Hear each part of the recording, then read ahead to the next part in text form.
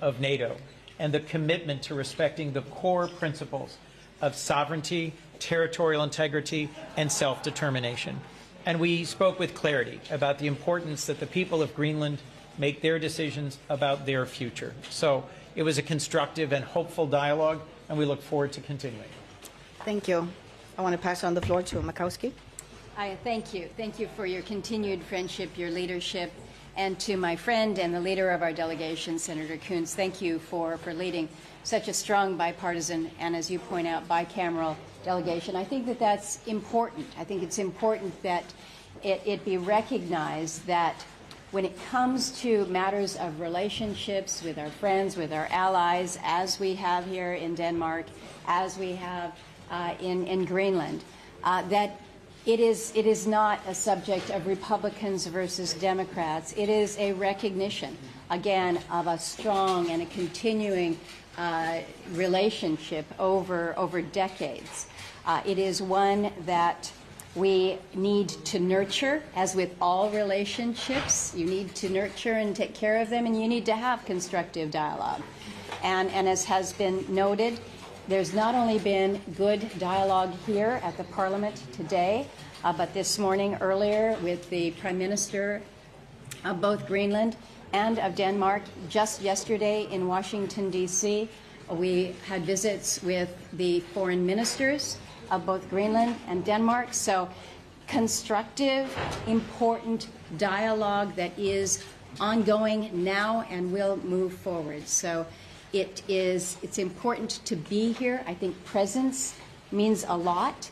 And this, again, bipartisan delegation to be here with our partners is important. So thank you for the opportunity to share the time and, again, the fellowship. We appreciate it. Thank you very much. We appreciate it also. I want to pass on the floor to Pibaluk Lunge from Inatsisartut. Pingaarutakammat kalaallit maani inatsisartut sinnerluipeqataasinnaanissaat kalaallit sorusunnersut kalaallunaa sorusunnersoq kalaalliningaanni aam takkuttussaamma taamaam aamma uagut Amerikkarmayunut kissaatigut suleqatigikkusunnermullu angunnissaat pingaartissimagatsigu maang peqataasinnaagат qoyanaq aamma kalaallit nunaat naatumu ilaasortaavor taamaattum aamma suleqatigiinnerput suleqatigikkusunnerpull uan angupparput. I'll switch over to English. We have very few journalists in Greenland, so it's really important to get that out in Greenlandic first. But as I said, it was really important for us at the Inatsisartut, the Greenlandic government, to attend this meeting with the senators and representatives. Because we have really wanted to have a dialogue with them. And dialogue is first and foremost really important for us, and I hope we can continue. And I hope it is the first of many, many more dialogues we can have in the future, because we are a member of NATO, and we are happy to cooperate through NATO. And I think we have lots and much more to work with each other on in these situations, because NATO has been here for many, many years, and we hope that it will stay many more years to come. Thank you. And then I want to pass on the floor to Christian Friis-Bach. Thank you very much. Let me also warmly thank the senators and representatives for coming. This dialogue was of crucial importance in an uncertain time for the Kingdom of Denmark. We have underlined that our friendship and our partnership must build on trust and on respect, and how crucial this is for our alliance, for our freedom, for our security and prosperity. So thank you very much for joining us, and thank you for coming all the way to Denmark to strengthen our dialogue. This is important in an uncertain time. Thank you very much. I just want to conclude, and I want to say that we have also talked about the human dimension, the pressure that people are feeling back home in Greenland, and I think it was well received, and of course they understand the concerns that we have in Greenland. So I want to thank my colleagues, both from Greenland and from Denmark, and also from US, for being here. I know it's a time that is difficult, and therefore it's important to have close collaboration and also respect and of course between Greenland and Denmark, we stand fully united. Thank you very much. If you want to ask some questions, you'll be able to ask some questions one-on-one. I would suggest we do that instead. We can take a few, sure. One second. Could you tell us if Donald Trump is set on buying or occupying Greenland, what can your visit here, what can the Congress do to stop him? Because it hasn't gone away now for a year. I think it's an important message for the people of the Kingdom of Denmark to understand. And I don't want to go into a basic civics lesson here, but we have three separate but equal branches in the United States. The executive, the presidency is clearly one, and you're hearing from the executive branch. The Congress also has a role. The Congress has a role, certainly when it comes to spending authorities. The Congress has a role in basically helping to facilitate the message that comes from our constituents to be reflected in whether it's legislation or appropriations or actions or measures that can indicate, again, the will of the Congress. And I think it is important to underscore that when you ask the American people whether or not they think it is a good idea for the United States to acquire Greenland, the vast majority, some 75%, will say, we do not think that that is a good idea. This senator from Alaska does not think it is a good idea. And I want to build on the relationship that we have had. As Aya and I penned in an op-ed about a year ago, Greenland needs to be viewed as our ally, not as an asset. And I think that's what you're hearing with this delegation. Thank you very much. I want to make sure that we get the Greenlandic news. So.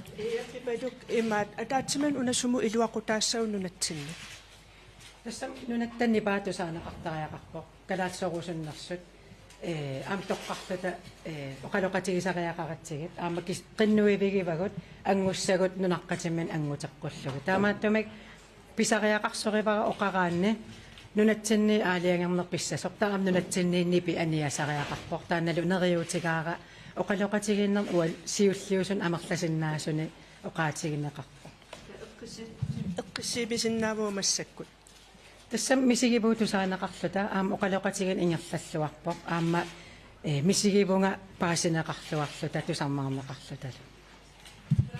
Thank you very much. Samitya. Yeah, one moment, please. Yes, thank you. I'm from Semitiak, Greenlandic Media. A question for you, Senator. What are your hopes in terms of being able to influence the president to drop his ambition to take over Greenland? What can you do? I think I shared a bit of that response in the previous question here. Again, in Congress, we have tools at our disposal under our constitutional authority that speaks specifically to the power of the purse through appropriations. But I think we're distracting from the purpose of this visit here. This visit is to, again, have this dialogue, to hear directly from the people of Greenland. And we heard about the concerns and the fears directly from the people of Greenland, talking with the people here, whether in Copenhagen or throughout Denmark, but also understanding more broadly what this means, not just to Denmark, to Greenland, but to the NATO alliance. And so what we are engaged on with this trip is to take back much of what we are receiving now from you to the United States. We also rely on the media for most of our input, but there is no better input than the dialogue that we have just had throughout the course of the day. So that is the purpose. We have one last question that will be from New York Times, but I want to make sure that my good colleague Senator Coons also has the opportunity to say something. Okay. Perfect. I just wanted to ask, there's been a lot of support on the Hill, bipartisan support for legislation that would limit the president's ability to act unilaterally. Where are you on that right now? You're talking a lot, but are you moving forward with any kind of constraints on him? Speaking for myself, I would support that. But let me just emphasize what Senator Murkowski just said about the purpose. There was a bipartisan group of senators yesterday in the Capitol, hosted by Senator Shaheen, that met with the Danish foreign minister, the Greenlandic foreign minister. This is a different group, of a bipartisan group of members of the House and Senate. We are listening to our friends and our colleagues from the Greenlandic and the Danish parliaments, and we will be bringing back to the United States insights. Are there real pressing threats to the security of Greenland from China and Russia? No, not today. Are there real opportunities for us to partner through NATO to contribute to Arctic security? Yes, and if we ask respectfully and plan together, we can achieve that goal. Are there opportunities to develop sustainably the resources of Greenland, if that's of interest to American companies? Yes. And so there's a lot of rhetoric, but there's not a lot of reality in the current discussion in Washington. And part of the point of this trip is to have a bipartisan group of members of Congress listen respectfully to our friends, our trusted allies and partners here in Denmark and from Greenland, and to go back to the United States and share those perspectives so that we can lower the temperature and have a more constructive dialogue about the best path forward. Thank you, Elizabeth. Thank you very much. That was the final question. So I want to thank everybody, and if you're able, maybe you can have a one-on-one. So thank you very much for coming.